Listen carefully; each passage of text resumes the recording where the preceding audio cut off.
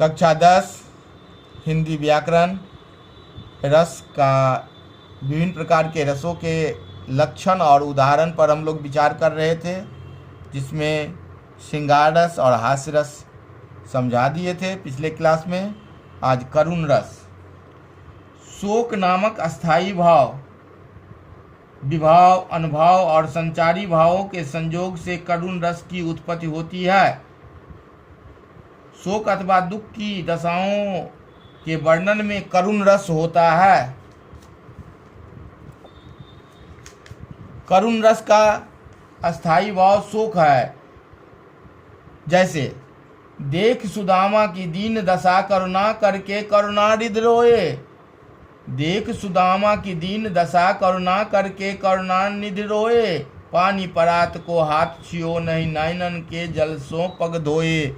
जब सुदामा गरीबी की स्थिति में भगवान कृष्ण के पास पहुंचते हैं तो उनके मित्र कृष्ण की सुदामा की दीन को, गरीबी की दशा को, उनकी स्थिति को देखकर अपने नैनों के जल से उनके पैर को धो देते हैं। परात में जो जल रहता है उसको छूने की भी आवश्यकता नहीं होती है।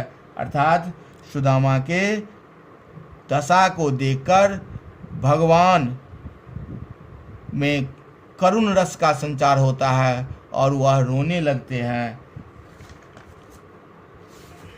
इसके बाद है रौद्र रस।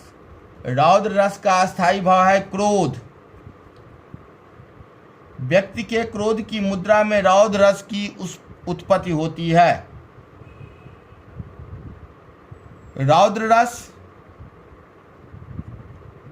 अपने इष्ट देवी देवताओं का कोई विरोध करता है, कोई सत्य बोल रहा है और उसका कोई समर्थन नहीं करके विरोध कर रहा है, तो ऐसी स्थिति में क्रोध चढ़ता है और रौद्र रस की उत्पत्ति होती है। उदाहरण स्वरूप, रे नृप बालक काल बस बोलत तो ही न संभार। धनुही सम त्रिपुरार धनुई विदित सकल संसार। जब शिव के धनुष को रामचंद्र जी तोड़ देते हैं तो परशुराम टंकार सुनकर वहां पहुंच जाते हैं और क्रोधित होकर बोलने लगते हैं, जिस पर लक्ष्मण कुछ प्रतिक्रिया व्यक्त करता है। उसी प्रतिक्रिया के स्वरूप परशुराम कहते हैं, रे नृप बालक काल बसो।